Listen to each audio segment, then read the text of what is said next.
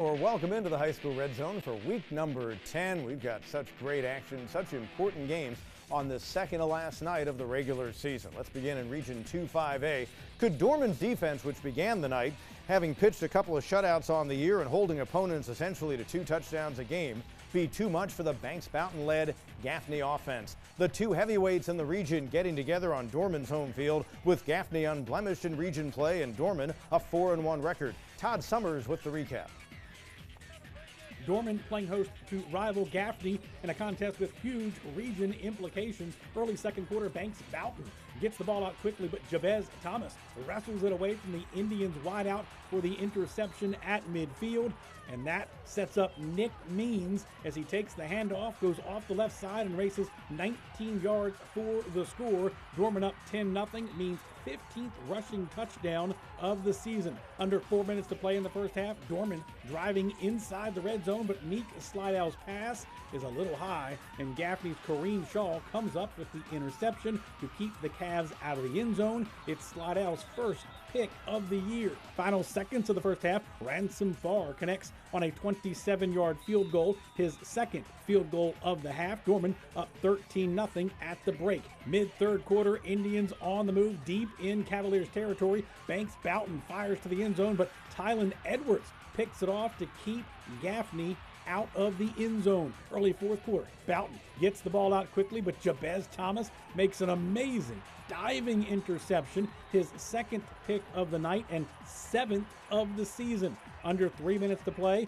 freshman Carter Nash goes straight ahead, hurdles a defender, sheds a tackle, and goes 20 yards for the game-clinching touchdown as Dorman shuts out Gaffney 20-0. It's huge. I mean, we're down one of our best defensive linemen. Our guys have worked hard all week. We come out and we play our tails off here. Our guys played extremely hard up front. Linebackers played well. Secondary played well. Extremely proud of our defense the way they came out. We just prepared all week, we were anticipating what they were going to do, and we just came out to execute it. As we put ourselves in this situation next week, let's go win the hat. Hold on. And the Cavaliers can win a region title with a victory against East Side next week. In Roebuck for the High School Red Zone, I'm Todd Summers. What a great job Jake Morris and his staff are doing with Dorman. Meanwhile, Byrnes and Spartanburg, big night for Reggie Shaw and the Rebels against a Vikings team without Trenton Lynch, their fine running back, out with an injury, several defensive players as well. Kane Rogers and Jacoby Fuller get together right there.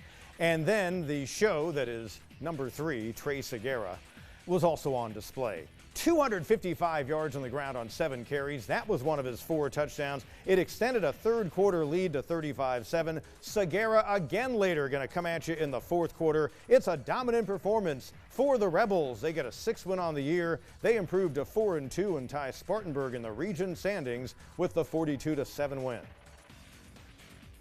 I'm speechless right now. I thought we could win, but I didn't know it'd be like that. I mean, we just came out and dominated the game in all facets, except for one play. Defense played lights out last 2 weeks. Defense hasn't allowed a touchdown or a point. So, anytime you can do that defensively, you got a chance to be pretty good. To his point about dominance, Byrnes outgaining Spartanburg in total yards, 537-84. Elsewhere in Region 2-5A, pretty important game in the standings, a 2-3 Boiling Springs team against Matt Rochester and a 2-3 Riverside team. Rochester's crew counting on Gideon Merheeb throughout the season. His team was down 13-0 in the third quarter. Merheeb the touchdown. Then Emery Logan connecting with Jaden Samuel makes it a 20-7 game in favor of Boiling Springs.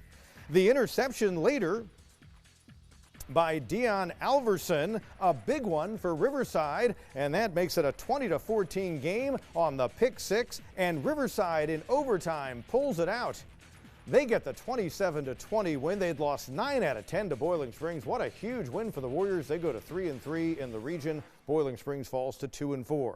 Wade Hampton and East Side, a couple of teams just trying to get a win in region play, and East Side trying to hand Wade Hampton a 23rd consecutive loss. Big defense right here. James Coleman gives it up for the Generals, and Caden Workman wearing the number 7 with a nice return on the scoop. Peyton Schrader, a few plays later, good running quarterback. He'll take it to the end zone for the touchdown. And East Side rolling on to the win. They had been competitive throughout region play. They finally have a win to show for it. They improved to 4-5 overall with a 42-0 triumph. Region 3-3A, Woodruff Wolverines got over a huge hurdle with their victory against MVP last week. Well, they were trying to stay unbeaten in the region, taking on Chapman, which picked up its first win of the year last Friday as well. It was the Aiden Gibson show, as it usually is. Good hard running by the junior. That time able to shed some defenders, take a few with him. Gibson in for the touchdown, the early lead, and Woodruff gets the victory. Seeking their first region title since 2015, they've got wins against Broome and against MVP, and their win tonight will do it as Woodruff will clinch the region crown with that triumph. And number one seed coming out of the region, 31-10 is the final score. Speaking of MVP, they were looking for a bounce-back win. On the road against Broome, Mac Anderson. What talented quarterback to elude defenders and eventually find Savion Booker on the connection. 35-6 lead for the Stars in the third. Broome's Ty Booker with a touchdown, but Jamison Derryberry was injured on the two-point attempt. He did not return their starting quarterback.